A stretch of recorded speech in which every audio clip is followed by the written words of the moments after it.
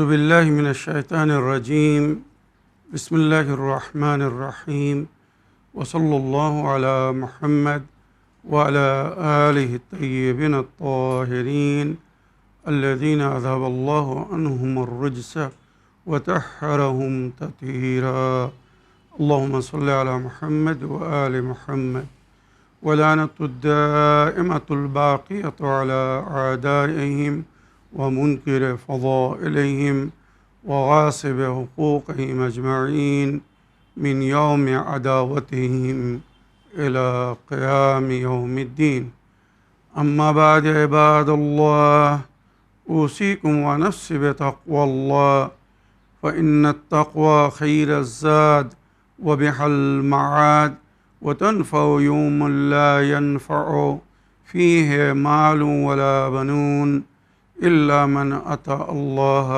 بقلب سليم وصلى الله على محمد وعلى آله الطيبين الطاهرين اللهم صل على محمد وآل محمد وعجل فرجهم আমার প্রিয় দর্শক ও শ্রোতাবৃন্দ আসসালামু আলাইকুম ওয়া রাহমাতুল্লাহি ওয়া বারাকাতুহু। আশা করি আপনারা যে যেখানে আছেন ভালো আছেন, কুশল ও মঙ্গলে আছেন, সুখে থাকুন, শান্তিতে থাকুন, সমস্ত প্রকারের দুঃখ কষ্ট থেকে মুক্তিতে থাকুন। আল্লাহ রাব্বুল আলামিনের কাছে এই কামনা করি। যারা অসুস্থ আল্লাহ তাদেরকে সুস্থতা দান করুন, যারা ঋণে ভুগছে আল্লাহ তাদেরকে ঋণ মুক্তি করুন। ওইরূপ যাদের জীবনে কোনো প্রকারের অভাব বা অশান্তি আছে আল্লাহ রাব্বুল আলামিন তাদের সকলের জীবনে সুখ শান্তি দান করুন ও সকলের মনোকামনা আশাকে পূরণ করুন। আমাদের সকলকে সৎ পথে চলার, অসৎ পথ থেকে দূরে থাকার এবং এক অপরকে সৎ উপদেশ দেওয়ার তৌফিক দান করুন।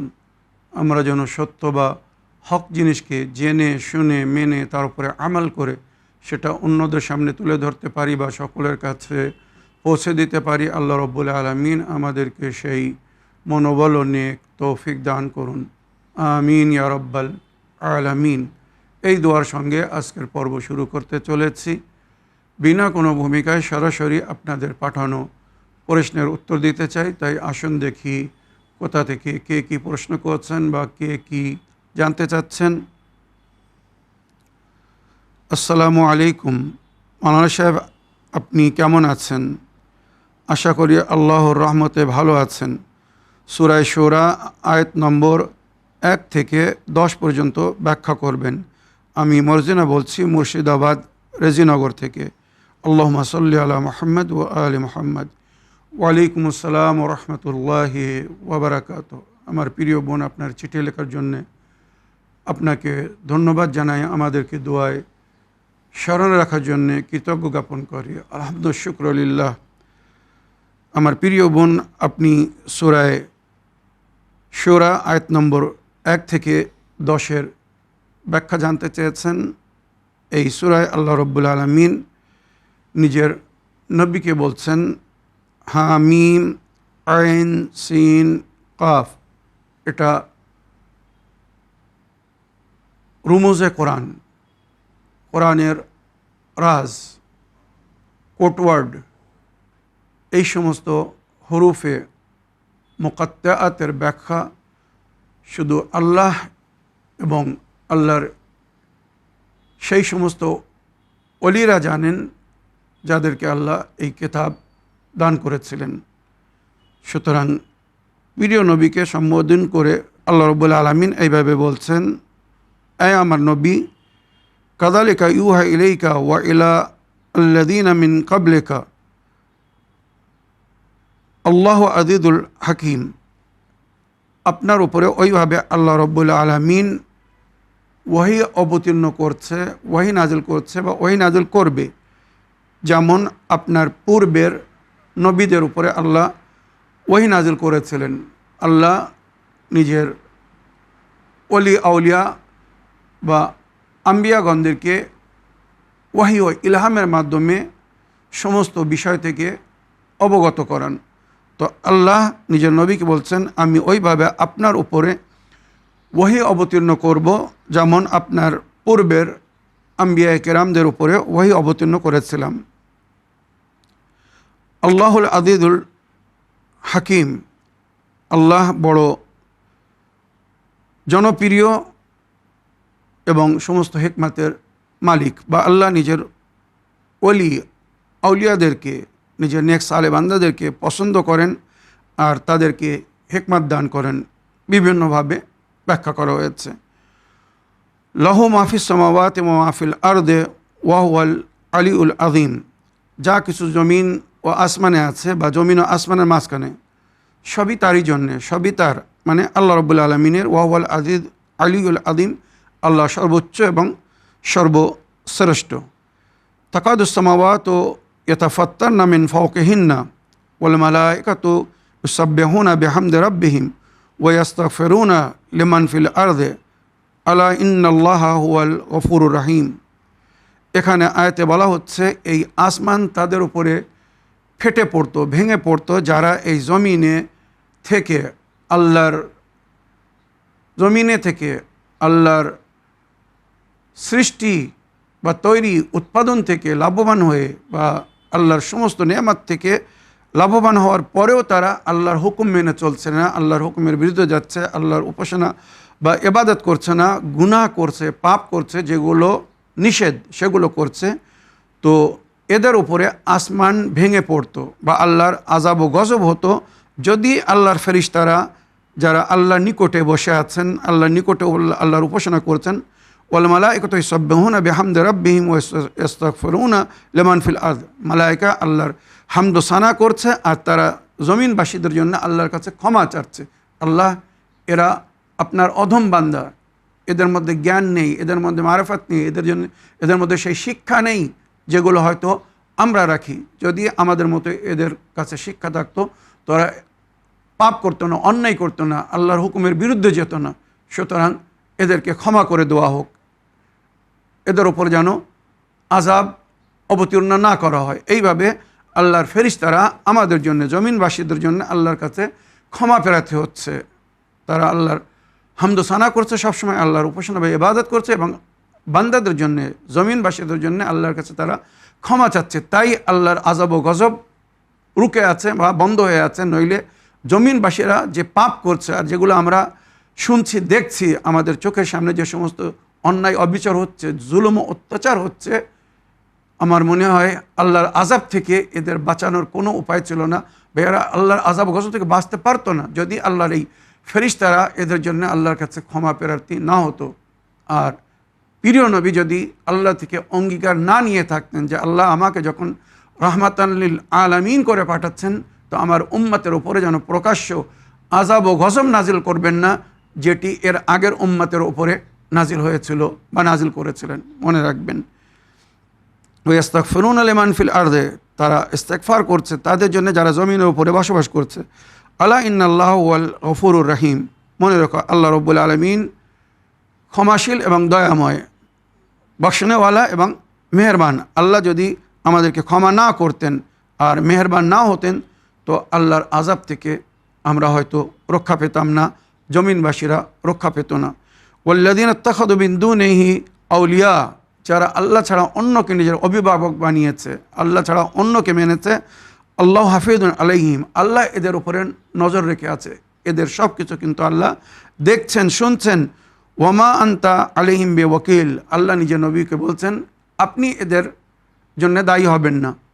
যে আপনার উম্মত অন্যায় করছে, ভুল করছে, পাপ করছে, আমাকে ছেড়ে অন্যর উপাসনা করছে, এর জন্যে আপনি গিল্টি ফিল করবেন না, আপনি দোষী না, আপনি দায়ী হবেন না। যার কর্মফল সেই ভোগ করবে। ফামাইয়া আমাল মিসকালা যাররাতিন খায়রান ইয়ারা ওয়া মাইয়া আমাল মিসকালা যাররাতিন শাররান ইয়ারা, সামান্য নেকি করলেও তার জাযা পাবে, বদি করলেও তার সাজা পাবে। হ্যাঁ, আপনার দায়িত্ব আমার বান্দাদের বা আপনার উম্মতের হেদায়েত করা, সঠিক জিনিস তাদেরকে বলা। এবারে কে মানবে, কে মানবে না, কে আমাল করবে, কে আমাল করবে না, সেটা তার ব্যাপার। ওয়া কাযালিকা আওহাইনা ইলাইকা কুরআনান আরাবিয়ান, এইভাবে কোরআনের মাধ্যমে আমি আপনার উপরে ওহী করেছি। কোরআনের আয়াতকে আল্লাহর ওহী ও ইলহাম বলা হয়। কোরআনের মাধ্যমে আমি আপনার উপরে ওহী করেছি। আওহাইনা ইলাইকা কুরআনান আরাবিয়ান লিতুনদিরা উম্মুল কুরা, যাতে এই কোরআন পড়ে আপনি মক্কাবাসীদেরকে সতর্ক করতে পারেন। আমি কোরআনের মধ্যে যে হেদায়েত দিচ্ছি এগুলো আপনি তাদেরকে পড়ে শোনান, তারা শুনে যদি এর উপরে আমাল করে, যেগুলো করতে বলছে সেগুলো যদি করে, আর যেগুলো নিষেধ করছে সেখান থেকে যদি তারা বিরত থাকে, তো এদের জন্য তাতেই মঙ্গল। উম্মুল কোরা মানে মক্কাবাসীদেরকে বলা হয়েছে, মনে রাখবেন। ওয়ামান হাওলাহা, আর যারা মক্কার আশেপাশে বসবাস করছে। ওয়াতুনদিরা ইয়াউমাল জামঈ লা রাইবা ফীহি ফরিকুন ফিল জান্নাহ ওয়া ফরিকুন ফিস সাঈর, তাদেরকে সেই দিনের সম্পর্কে অবগত করুন বা ভয় দেখান যে হাসরের দিন, কিয়ামতের দিন তোমাদেরকে এক জায়গায় জমা করা হবে, তারপরে তোমাদের বিচার হবে। ওই দিন এক দল জান্নাতে যাবে আর অন্য আরেক দল নরকে যাবে। তো যদি জান্নাতবাসী হতে চাও তো জান্নাতে যাওয়ার কাজ করো, নেক কাজ করো, আল্লাহর হুকুম মেনে চলো। আর যদি নরকে নিক্ষেপ হতে চাও, নরকে যেতে চাও, তো আল্লাহর কথাকে অমান্য করো। যেগুলো আল্লাহ করতে বলছে সেগুলো করো না, বা যেখান থেকে নিষেধ করছে ওখান থেকে বিরত থেকো না। তারপরে মজা চাকবে, যখন জাহান্নামে ফেলা হবে তখন তোমার ফরিয়াদ শোনার কেউ হবে না। এইভাবে নবী সতর্কতা দিয়েছিলেন। ওয়ালাউ শা আল্লাহু লা জাআলাহু উম্মাতান ওয়াহিদা, আল্লাহ যদি চাইতেন তাদেরকে এক উম্মতের উপরে ঐক্যবদ্ধ করে ছেড়ে দিতে পারতেন। সবাই ভুল করছে, পাপ করছে, অন্যায় করছে, আল্লাহ ছাড়া অন্যর উপাসনা বা ইবাদত করছিল। আল্লাহ যদি চাইতেন নবীকে বলতেন ছেড়ে দাও, যারা যা করছে করতে দাও। এইভাবে তারা এক হয়ে আল্লাহ বিরুদ্ধে হয়তো ঐক্যবদ্ধ হয়ে কাজ করত, কিন্তু না, আল্লাহ রাব্বুল আলামিন চাচ্ছিলেন যারা আমার কথা শুনবে, নেক কাজ করবে, তারা স্বর্গে যাবে। আর যারা আমার কথা না শুনে শয়তানের কথা শুনবে, আমার বিরুদ্ধে যাবে, তারা জাহান্নামে যাবে। ওয়ালাউ শা আল্লাহু লা জাআলাহুম উম্মাতান ওয়াহিদাতান ওয়ালাকিন ইউদখিলু মান ইয়াশাউ ফি রাহমাতিহি, আল্লাহ যাকে ইচ্ছা নিজের রহমতের মধ্যে প্রবেশ করান। ওয়াযালিমুনা মা লাহুম মিন ওয়ালিয়্যিন ওয়ালা নাসির, কিন্তু যারা জুলুম করবে মানে নিজের উপরে বা অন্যের উপরে অন্যায় করবে, পাপ করবে, পাপ করা মানে নিজের উপরে জুলুম করা, বা নিজের উপরে বা অন্যদের উপরে যারা জুলুম করবে, মা লাহুম মিন ওয়ালিয়্যিন ওয়ালা নাসির, এদের কোনো অভিভাবক হবে না, কোনো মদতগার হবে না, এদের কেউ বাঁচাতে পারবে না। তো এই যে আল্লাহ আমাদেরকে সতর্কতা দিচ্ছেন, আমাদেরকে এগুলো ভালো করে মনে রেখে মেনে চলার চেষ্টা করতে হবে। আগে আল্লাহ রাব্বুল আলামিন বলছেন আমিত্তাখাযু মিন দুনিহি আউলিয়া, তারা কি আল্লাহ ছাড়া অন্যকে নিজের অভিভাবক বানিয়েছে। ফাল্লাহু হুয়াল ওয়ালিয়্যু, আল্লাহই তাদের ওলি বা অভিভাবক। আল্লাহর আয়ত্তের বাইরে বা আল্লাহর হুকুমাতের, আল্লাহর রাজত্বের বাইরে যাওয়ার ক্ষমতা কারণ নেই। আল্লাহকে মানুক আর না মানুক, আল্লাহর অধীনে তাদেরকে থাকতেই হবে যতক্ষণ এই দুনিয়া আছে। তারপরে আল্লাহ তাদের কর্মফল তাদেরকে দেখাবে। ওয়া ইউহিল মৌতা, সেই আল্লাহই মৃতদেরকে জীবিত করে। ওয়াহুয়া আলা কুল্লি শাইইন কাদির, আর সেই আল্লাহ সমস্ত জিনিসের উপরে কুদরত রাখে। ওয়া মাখতালাফতুম ফীহি মিন শাইইন ফাহুকমুহু ইলাল্লাহি, যে বিষয়ে তোমরা মতভেদ করছো তার সিদ্ধান্ত আল্লাহর হাতে, আল্লাহ তার বিচার করবে। সঠিক জিনিসকে যদি মেনে নাও আল্লাহর হুকুম অনুযায়ী, যেভাবে আল্লাহ কোরআন বা নিজের নবীর মাধ্যমে বলেছেন, যদি আমরা সেগুলো মানি আমাদের মঙ্গল, আর যদি সেটা না মানি তার বিরোধিতা করি, তো আল্লাহ বলছে যদি তোমরা ইখতিলাফ করো তো তার সাজাও তোমাদেরকে পেতে হবে। যালিকুমুল্লাহু রাব্বি আলাইহি তাওয়াক্কালতু ওয়া ইলাইহি উনীব। নবী করিম সাল্লাল্লাহু আলাইহি ওয়াসাল্লাম বলছেন নিজের উম্মতকে বা যারা নবীর কথা মানছিল না, মনে রেখো তোমরা যে সমস্ত বিষয় নিয়ে মতভেদ করছো এর সিদ্ধান্ত আল্লাহ করবে, হুকুম আল্লাহর হাতে। আল্লাহ আমাদের প্রতিপালক, আমি তারই ওপরে বিশ্বাস রাখি, আর তার কাছেই আমাদেরকে বা আমাকে ফিরে যেতে হবে। ফাতুর সামাওয়াতি ওয়াল আরদ, যে আল্লাহ এই জমিন ও আসমানকে সৃষ্টি করেছেন। জাআলা লাকুম মিন আনফুসিকুম আজওয়াজা, আর তোমাদের মধ্যে স্বামী স্ত্রীর সম্পর্ক গড়েছে।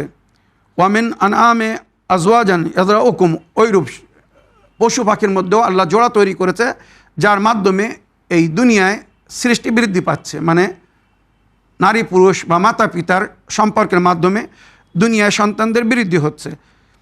লাইসা কামিসলিহি শাইউন, এই যে আল্লাহ এত সুন্দর সিস্টেম তৈরি করে দিয়েছেন, এর চেয়ে তো সুন্দর সিস্টেম তৈরি করার ক্ষমতা কারণ নেই, আল্লাহর মতো কিন্তু কেউ না। ওয়া হুয়া সামিউল আলিম, আল্লাহ সব কিছু শুনছেন এবং দেখছেন। লাহু মাকালিদুস সামাওয়াতি ওয়াল আরদি ইয়াবসুতু রিজকা লিমান ইয়াশাউ, এই জমিন ও আসমানের চাবি আল্লাহর হাতে। আল্লাহ যার জন্য চাইবে রিজকের দরজা খুলে দেবে, রুজির দরজা খুলে দেবে।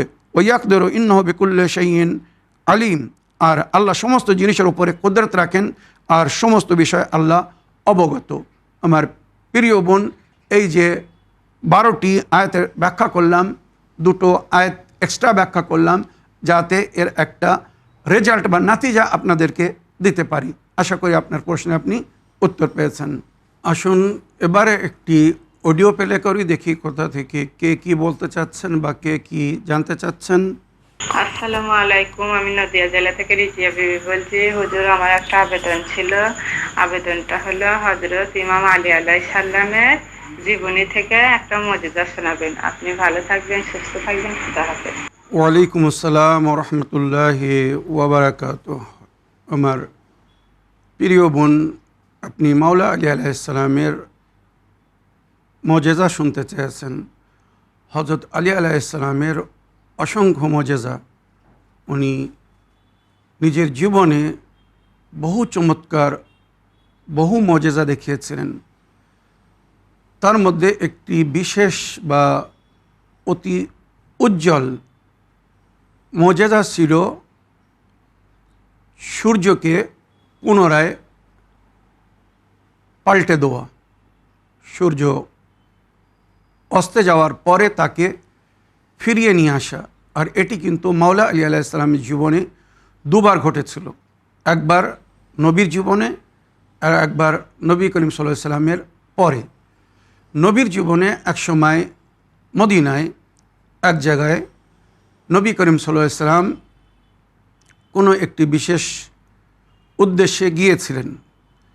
সেখানে নবীর সঙ্গে মাওলা আলী আলাইহিস সালামও ছিলেন।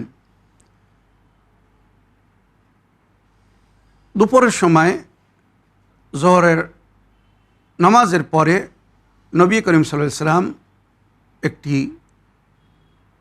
খেজুর গাছের নিচে সামায় বসেছিলেন। আর মাওলা আলী আলাইহিস সালামকে কোনো একটি কাজের জন্য পাঠিয়েছিলেন।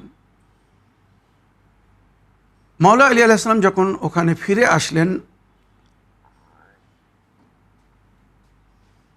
প্রায় আসরের নামাজের সময় নিকট ছিল বা হয়ে গিয়েছিল।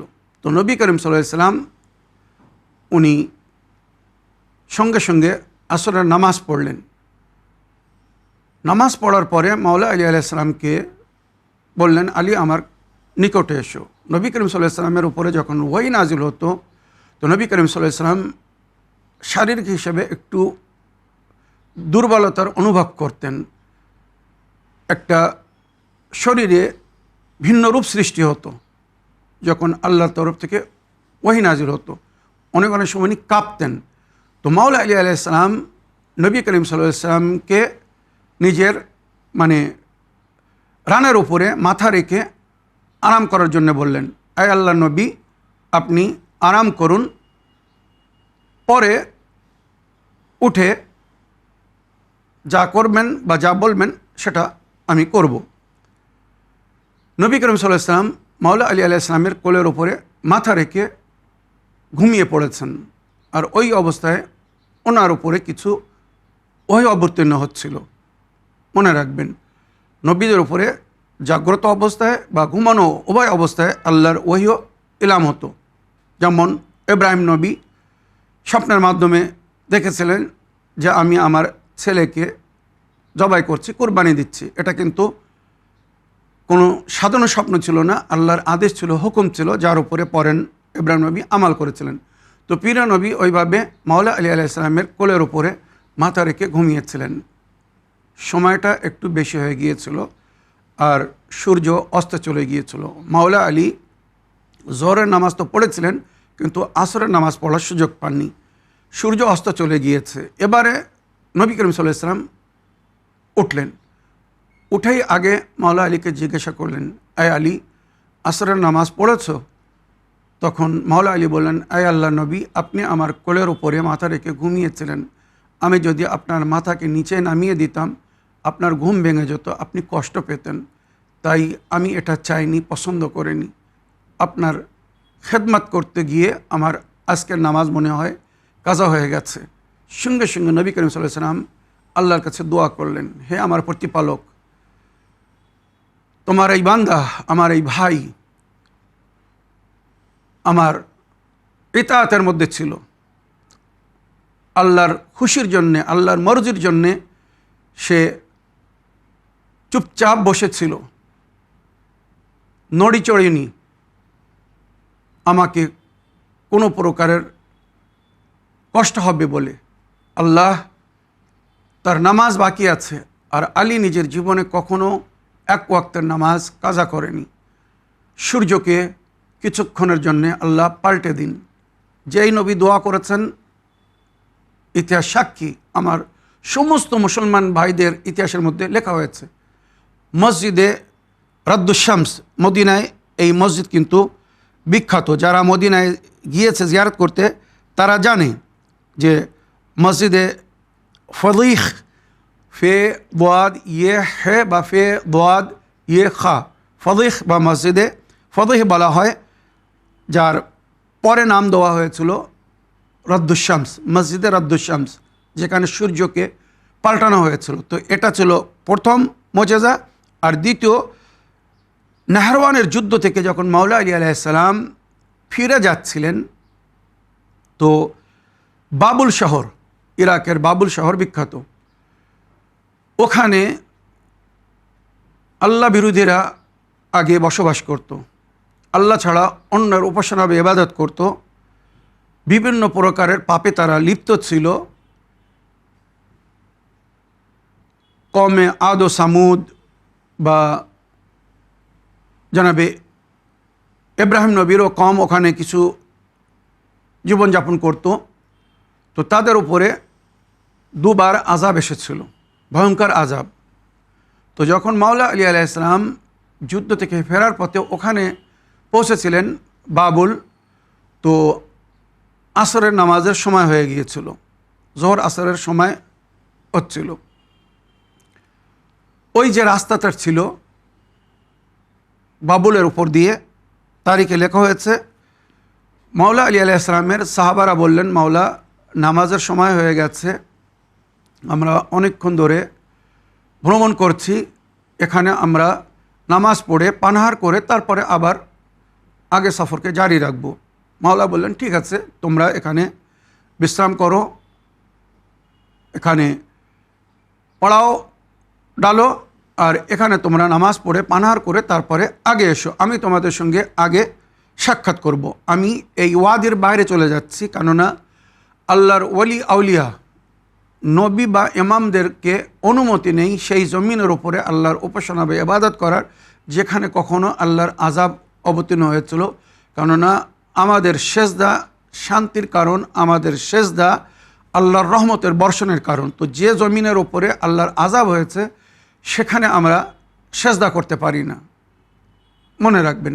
তো মাওলা আলী বললেন, আমি আগের মঞ্জিলে আমি তোমাদের অপেক্ষা করছি, তোমরা এখান থেকে নামাজ পড়ে পানাহার করে তারপরে সফর জারি রেখো। এবারে ওখানে জোয়াইরিয়া আল মাসাহার রওয়ায়ত যিনি করছেন, জোয়াইরা বিন মাসহার বলছে, আমি মাওলা আলীর সঙ্গে ছিলাম, আমি ওখানে থাকিনি। আমি বললাম, না, আমি মাওলা আলীর সঙ্গে যাব, যেখানে মাওলা আলী নামাজ পড়বেন সেখানে আমি নামাজ পড়ব। উনি বললেন, মাওলা, আমি আপনার সঙ্গে আছি, আপনি যেখানে গিয়ে নামাজ পড়বেন আমি আপনার পিছনে জামাতের সঙ্গে নামাজ পড়তে চাই। মাওলা বললেন, ঠিক আছে।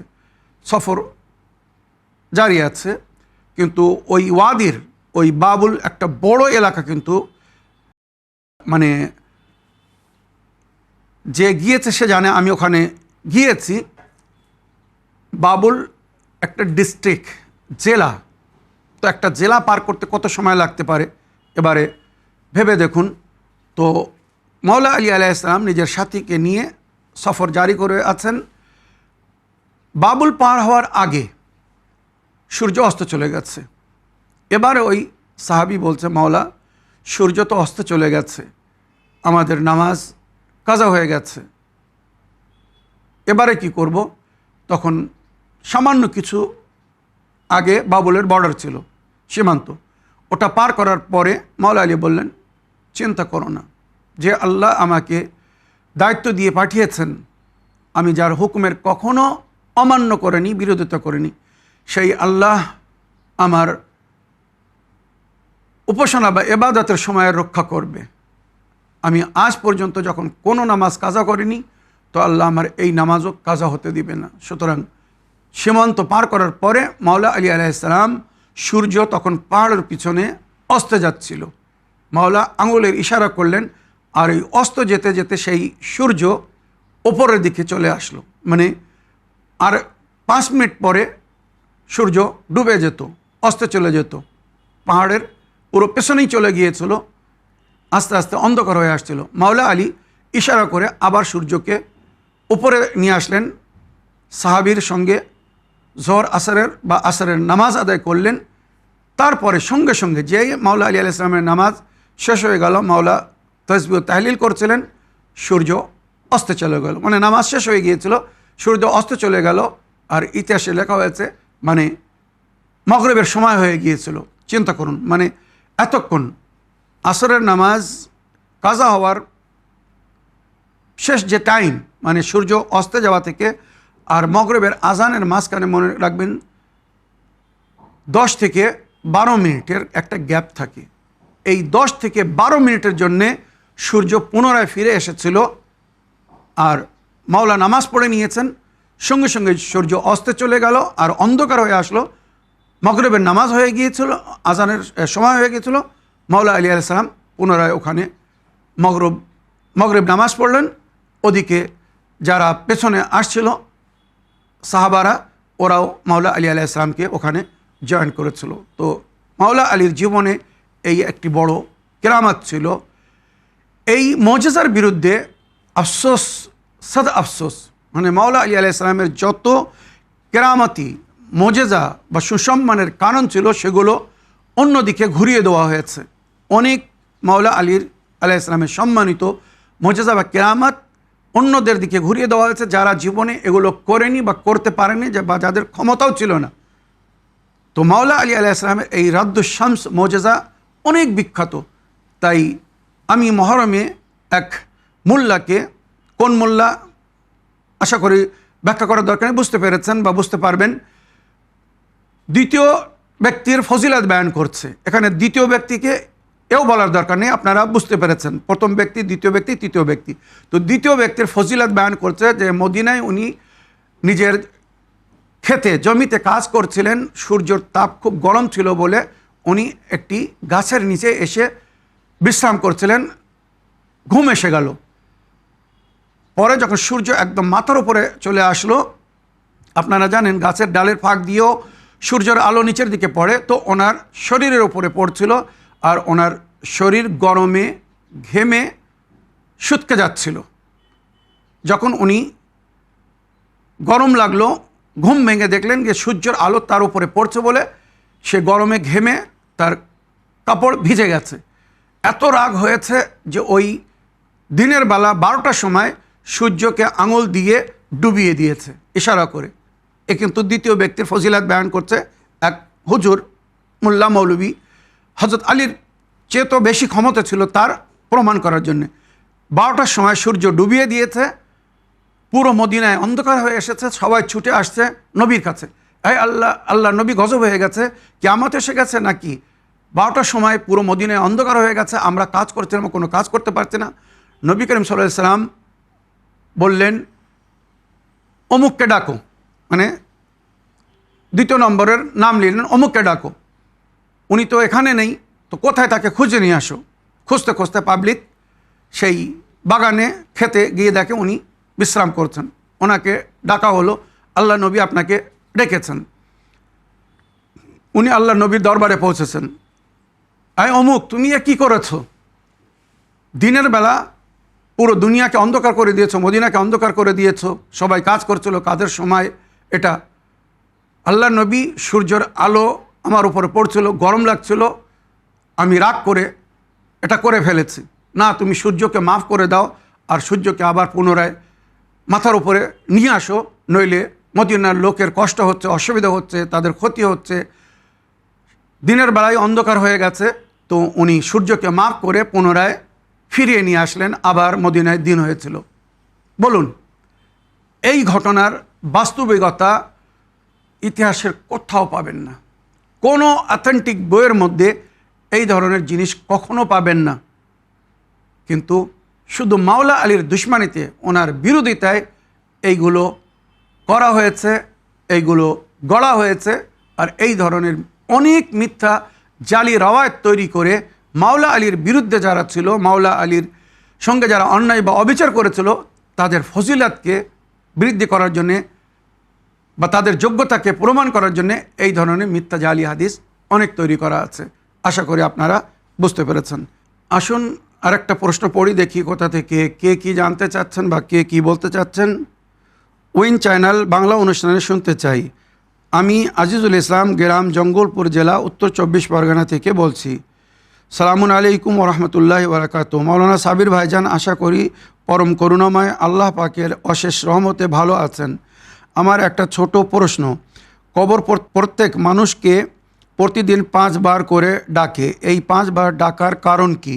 দয়া করে একটু বলবেন প্লিজ। আপনি আপনার পরিবারের সকলেই ভালো থাকবেন, সুস্থ থাকবেন এই কামনা করি অন্তর থেকে। খোদা হাফেজ, ফি আমানিল্লাহ। ওয়ালাইকুম আসসালাম রহমতুল্লাহি ওয়াবারাকাতুহু। আমার প্রিয় ভাই আজিজুল ইসলাম সাহেব, আপনার চিঠি লেখার জন্য আপনাকে অসংখ্য ধন্যবাদ জানাই।